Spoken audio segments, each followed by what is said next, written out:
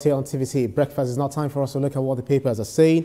First, a quick peek through what the papers are reporting this morning. The Nation newspaper, how reforms are bringing down poverty by presidency. And then we have the World Bank saying, let policies reflect on living standard. 139 million could live in poverty by 2025. This Nigeria is next. Senate angry over Kwara killings, summons IGP, defense and army chiefs. Lawmakers decry carnage, 142 kidnappings in 12 months, etc. Moving on to the next paper, the Daily Times. Naji's resignation. Atiku demands independent audit of credentials of FEC members. Leadership newspaper. Naji's resignation. Rights groups, lawyers demand stringent laws against forgery. The Platform Times. Power brokers Jostle as Tinubu picks successor to Yakubu. Aso Rock weighs loyalty, competence in final decision. Next is Blueprint newspaper. World Bank verdict on Nigeria. Tinubu's economic reforms caused significant rise in revenues. Next is the World Bank. Talk about the Nigeria News Direct.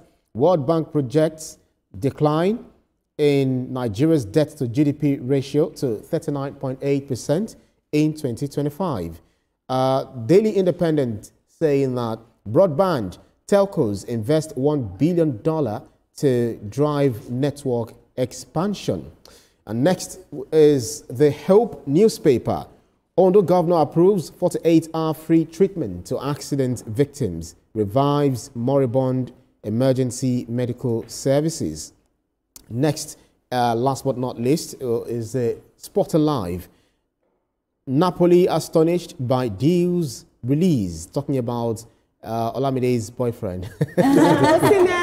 Osimhen's investigation, files. All right, then let's get down to brass tack. Toma, Ria, as well as Olamide, looking at. Let's start off with the state of the nation, precisely looking at the economy, because we look at the Nation newspaper as well as some other papers that I took a little earlier, talking about how reforms are bringing down poverty by presidency. And of course, if you also look at the Blueprint newspaper saying World Bank verdict on Nigeria, Tinubu's economic reforms caused significant rise in revenues. The same thing, ditto, Nigeria News Direct saying World Bank projects decline in Nigeria's debt to GDP ratio to 39.8% in 2025. So these are positive indicators, by the World Bank saying, we know that the Bretton Woods of this world, World Bank, the IMF, all they want to see is the negative aspect. But it looks now to me that it is very difficult for them to highlight the negative aspect of the economy. Because I also saw the former CBN governor, Lamido Sanusi, when he was analyzing the economy, he was using the pronoun we, our country, rather than saying Nigeria has gained this, and then everything he said, he had more positives, upward optics as against the negative optics. So this is good news, we say. Yes, it is good news, and they all look at all the people you have mentioned, the institutions you've mentioned, institutions that study the economy of nations worldwide. That's right. Sanusi is a well-known, central bank governor, one-time risk director of First Bank. He knows the economy. That's right. Now they say, if people like that say that the administration's policies have done well for Nigeria, that's fantastic. That is good. It makes me confident. It makes me happy. However, they are also looking at how this will translate to a better life to the average Nigerian, because according to the World Bank, over 139 million Nigerians are still very poor. And for a country that's a little bit above 200 million, that's almost 70% of the people in poverty. So we just hope that these reforms will translate. The presidency actually disagreed with World Bank, there, saying that, they actually benchmarked that figure, looking at 2017, where they say about 2-point-something people living below $2-point-something per day. They're saying that figure is actually not commensurate or is not a reflection of the reality. But the reality there, one thing that they said, which I know you agree with, is that yes, the macroeconomy has grown, but let it trickle down to the vulnerables, to the common man on the streets. At the end of the day, I love to read all this news, but I just want to see it being implemented, because as broadcasters, it's our job to read it, but I now want to see it happen in the daily lives of Nigerians. Vice President Katim Shettima said something. He said over 40 to 50 million Nigerians could be lifted out of poverty within the next 10 years if these reforms continue. I'm hoping that within the next 5 years, you know, I'm looking at 10 years as very long. Like Etoma has said, a lot of Nigerians are still going through hardship. So it would not be fair on us to come on TV and be like, oh, everything is perfect. We are getting there, but we are not yet there. You know, so I just pray that these reforms are now really working for the people on the streets to feel it. Because Ibrahim, if you go on the street and you ask questions, you know, the answers will be different. And this is not me saying that the federal government is not doing it. A lot has been put in place. I like to say the fact that, you know, the economy is now stable. We're waiting to grow. You know, that is the growth that for every Nigerian to feel it. The ones on the road, for my pocket, you know, to finally feel it. Absolutely. I honestly truly believe that, you know, I saw a sub-headline that read, it's time to bring home the gains. That's right. We've had momentum for a while in terms of the figures. The figures in terms of GDP are very, very promising. But the issue is not momentum, it's conversion. How do we convert these microeconomic rates into micro-level comfort for everyday Nigerians? Exactly. That is what we want to see, conversion of this momentum. Absolutely. So even with saying that the World Bank projecting debt to GDP ratio 39.8% in 2025, that's the first time in a decade we are recording below 40%. So saying that the economy has been stabilized, the removal of fuel subsidy is also something that is, you know, helping governors to earn, I mean, the government to earn more monies, as well as diversifying our economy, which I believe the next guest, which we'll be having for the interview segment, will definitely help. And even a lot of Nigerian people who are naysayers of this government, they've had to come out and say, look, we are seeing the figures and they're promising. Unfortunately, but we're just waiting for it to grow at the end of the day. It will be difficult for them to do that, to acknowledge that, because if we have the Bretton Woods of this world acknowledging this, right? You do not want to see the opposition saying the same. They always look for the loopholes. They always look for loopholes. Because it's like shooting themselves. They never see anything done right. But this is very visible to the blind anyway. Right, we need to move on. Let's move on to this Nigeria. Senate angry over Kwara killings, summons IGP, defense, and army chiefs. Lawmakers decry carnages, 142 kidnappings in 12 months, demand permanent military base, accuse security agencies of reactive response, and that's another problem. You know, it looks like, yes, we're having insecurity, people being attacked, kidnapped, killed, etc. And then the next thing is we have the Nigerian police, Nigerian army deployed, their personnel, the officials there.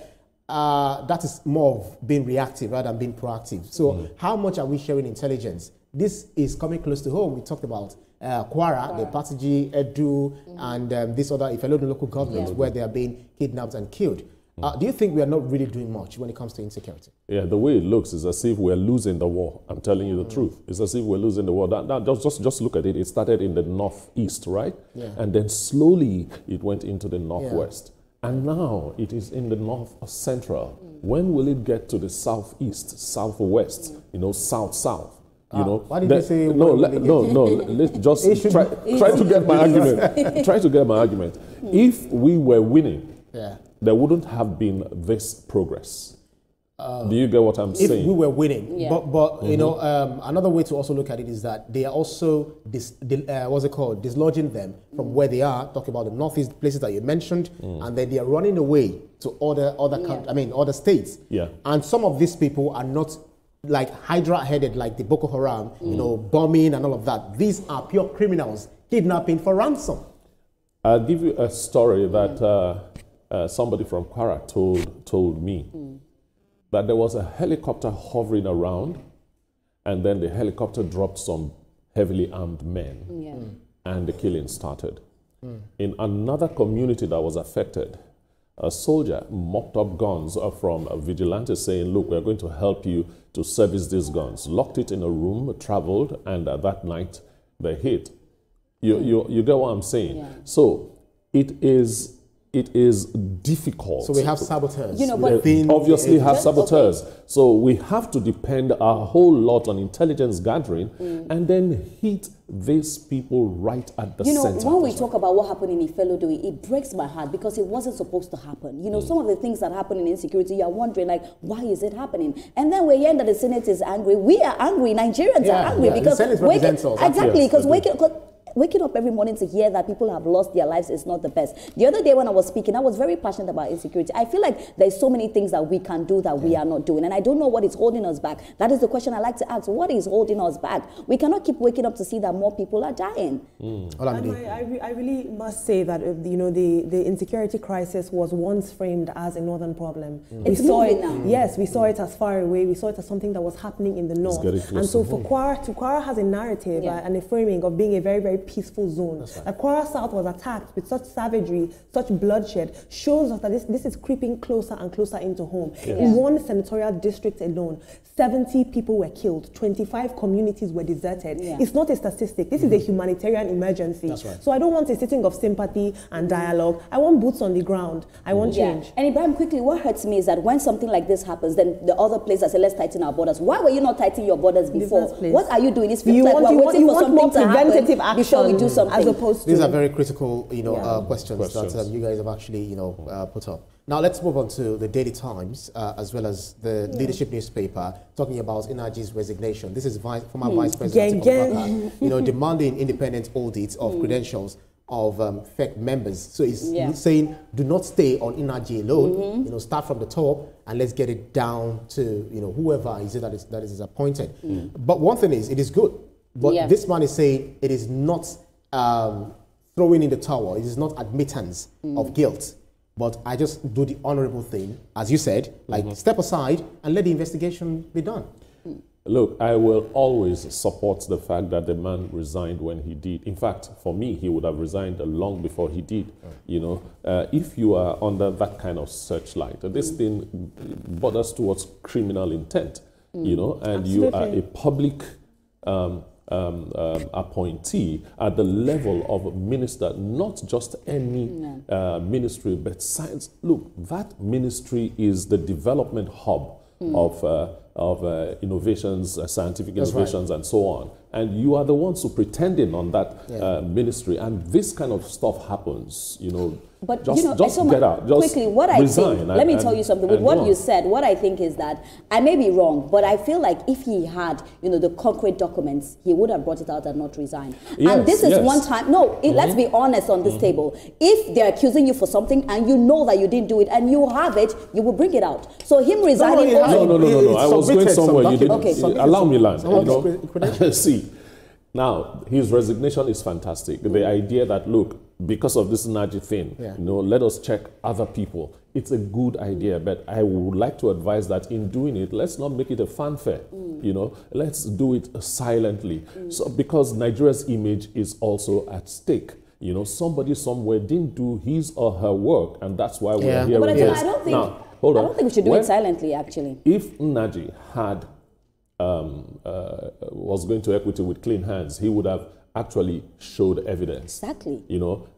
First of all, UNN, bring my transcript. The next thing we hear, he's going to court and telling the court not to allow UNN. Ibrahim, I think that when we start calling things out like this, when the kettle is black, you call it black. That is when we will see true change. We don't need to be scared that, okay, this will destroy our image and all of that. But now that this thing has happened, a lot of people now know that you cannot do it this way. I feel like we need to take the boot sometimes. Absolutely. We are very calm. We want to do it in the hidden. Etoma, this is time for it to come out. Because a lot of people are still going to forge, and they need to see that there will be repercussions if you do this. Forging. And that brings the question, those who actually issued that certificate, if it was anything, that allegation were anything to be true, those who issued that certificate, whether NYC, whether UNN, is the school connection of UNN, and some of those certificate that he has given, it means that some people didn't do their job. Some people actually connived in any of this shenanigans. Exactly. Absolutely. I think that criminal systems really operate independently, right? It was great, and I mentioned this yesterday, it was great to see the University of Nigeria Nsukka and the NYSC take a firm stance and say, we want no part in this. We can't necessarily provide the documents. We're not standing for him. But usually, this is not the case. We see institutions that are complicit with these people because they get something out of it. I want us to not, because some people see he's the opposition. I don't want us to ignore this message. He is right. We must filter through certificate forgery. And it's a chance for this administration to show and say, let's make fanfare about it and show that we are who we say we are and that we are credible, not just with our talk, but on paper and with our credentials. Because if you don't have skeletons in your cupboard, you will not be scared. Yeah. So we saw this happen to Kemi Adeosun, even though the famous, the infamous. Beta Edu also emerged with some controversies, corruption controversies. She also had to. And education fraud is a big crime. So and then it's good that we're also seeing energy, and then that call for let's investigate every other document, credential that had been submitted by all of the appointees, even those who are elected into their positions. So it's a good way to start. It's a good meaning that there is lies cannot actually travel for a long time. No, it shouldn't. The truth will always be catch given up the chance to even get to the point at which it had gotten. Absolutely. Now let's move on to the platform times. Power brokers Jostle as Tinubu picks successor to Yakubu. Aso Rock weighs loyalty, competence in final decision. Looks like very soon. I think, were you the one who said that? I don't think. Mrs. Umbu will not stay that long. I also didn't expect that she would stay that long. And what this administration is trying to do is that they don't want to look like the Buhari administration that was indecisive in appointing the next INEC chairman, operational term, appointing, which is largely debatable. But the president is likely to present Professor Joash Ojo Amokwiton, who is a senior advocate of Nigeria, a professor of law in University of Jos. So is more likely to be presented to the Council of Elders, so to speak, my word, the State Council, talk about the former president, the Senate, etc., who would now go ahead to the Senate again to ratify his appointment. But we want to see someone of integrity, someone who has passed security test. They said this man has passed security test, but we want someone who is going to take the point at which INEC boss left it, Mahmoud Yakubu, to the next level. Yes. Okay, Etoma, hold your thoughts. I understand that we need to quickly go on a short break. Just stay with us here on TVC Breakfast. We'll be looking at what the papers have reported this morning. And then we're currently on the platform times, which looks to the power broker Jostle for the successor to Mahmoud Yakubu. And Etoma, I read out the name, Professor Joash Ojo Amokwiton, who is said to be from Kogi State, a professor of law, and then he's above 50 years, of course, understands the law. So, but we do not know yet whether he's going to be the one or not. But what do you want to see in the next INEC boss? I want an INEC that gives us a promise and keeps to it. I want to see the digital side of elections working seamlessly. I want a situation where my grandmother, can go out and vote because she knows that she's not going to be harassed. There will not be any violence happening. I want to see an INEC boss that can organize an election where everybody will go and come back and feel good. Now, it's easy to say these things. The thing the INEC boss has to do to achieve this is a whole lot. So we want an INEC box that's a workaholic, an INEC box that is incorruptible, an INEC judge that many of us will come to see has a lot of integrity, because so many stories fly around about dealings with the INEC boss. So we want to hear less of those stories and see more of positive actions. And Ria, we just mentioned a name, and I believe that there are also many other names that have actually been pushed. We still have other names. We have Justice Abdullahi Mohammed Liman, Court of Appeal. We have Lai Orode, former INEC National Commissioner. So these are other names that, will still be vetted to see. So we get to see who the final person will be. But for me, what I want to see is an INEC boss that will make the youths believe in voting again. Because the youths, we have the power. And at some point, we kind of lost it, because we feel like our votes do not count. So if we're getting a new chairman, he has to give us that feeling that when we come out, when we vote, it will count. That feeling that he's not corrupt. That feeling that nobody can buy him. That feeling that no amount, can buy him. That feeling that he's going to be true and he's going to be just. So for me, that's all I want. I want the youths to have hope in voting again. I want to be able to wake up in the morning and say, I'm going to vote for someone and not be afraid that, my vote will not count. Absolutely. And then the reality is that, since Mahmoud Jega, I think, the INEC institution as a commission has, seen, people of high integrity, people who are really down to earth when it comes to, understanding our electoral processes. Mahmoud Yakubu also did a whole lot of things, ensuring that he registered the largest number of voters in electorates, you know, in Africa. So these are the things. But the APC, because I understand that the APC chairman, Nentawe Yewatda, was also consulted because it was an INEC rec. And he was like, he only gave them institutional advice. He said, I don't want to have anything to do with it, so that it doesn't look like I have an influence or the party has an influence. But whoever is being pushed forward, any day, any time, people will still criticize. No matter what. Indeed, absolutely. Tom, I have to say your monologue about the sort of INEC that you want, you know, because you've been in this industry and you've seen Nigeria through her various stages, Ria as well. And since we're going to saw Professor Iwu's you know, tenure as well. But when we think about when INEC was founded, it was founded on very lofty ideals and very altruistic principles. That's right. It wanted every vote to count, and it wanted every voter to matter. And so I want to see an INEC boss that makes sure that every vote matters, and not just that, take it, like you said, Ria, take into account the unique needs of this current polity, the younger people, the older people, the people with disabilities. I want to see that. I love the fact that Professor Amupitan is a legal scholar. It means that he's a very principled man. He understands the precepts of law. But what we must remember generally with INEC is that INEC's credibility is a litmus test for whether we are a true democracy or not. And so everything they do shows us how far we've come in terms of our democratic maturity. That hits the nail.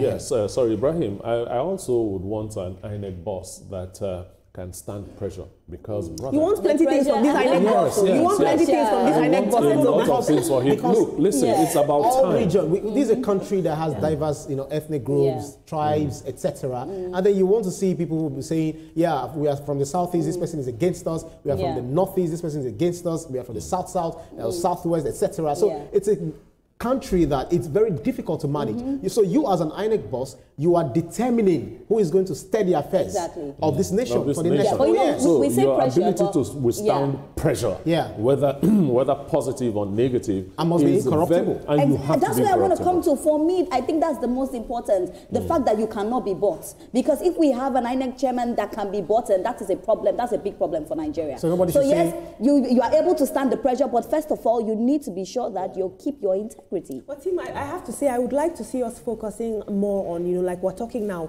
forward-thinking conversations about the sort of INEC that we want to see. I mean, yesterday I saw something that there was a court order that ordered the arrest of the outgoing Mahmoud Yakubu. It's holding us back, if you ask me. After the president has given him all those honors, then we see that again. Quite confusing. No, it's just normal. You know, it's just the normal. thing is some people have not healed, you know, from the last election. It's a free country.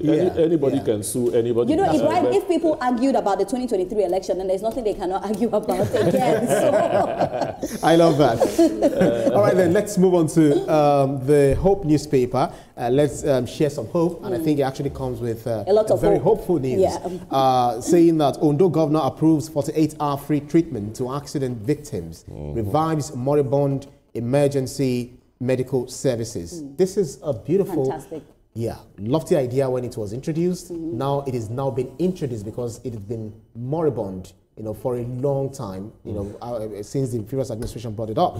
So this is accident, or this will be accident victims who will now be treated on the government's bill. So there will be no asking for, who are you? Give us your credentials. Go get some police reports, etc. While the person is dying. Remember, we lost one of our own in Arise TV. You know, as a result of, she needs to be identified. You see, it makes me question the way we do things in the medical field in Nigeria. Look, somebody is close to dying. I think your calling is save lives. Very easy. Save lives. So save the life first and we'll get the identity later. Why should the identity be so important that you forget about saving a life? So for the Ondo State governor, the thing had been there, but they allowed it go down. But recently, we've been hearing of a whole lot of accidents, road accidents, both mishaps, this and that, all around Ondo State. So, look, you know, man, but we have to bring this thing up. What I like about it, Ria, is that 48-hour free treatment first. Save lives first.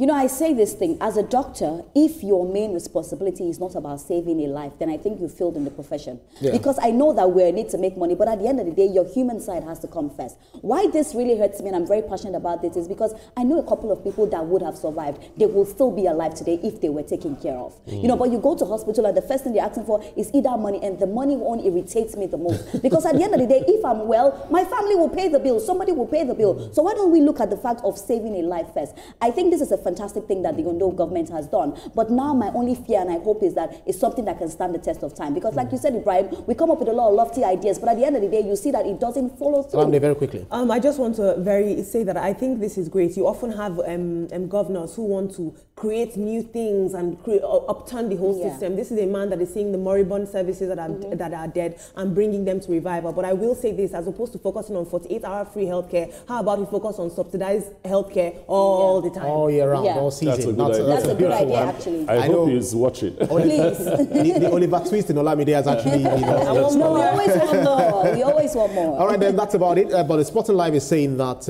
injury stopped me from reaching 100 EPL goals. Talk about Ayegbeni revealing Trustekong and Didi, others target win over Lesotho. So we see what happens, in the coming period where we'll have a face-off with Lesotho. But that's about it for the newspapers up for review. Coming up on TVC Breakfast, from seed to sustenance, Nigeria's push for food security is gaining ground. We'll discuss how Nigeria can lead the charge towards sustainable agricultural growth.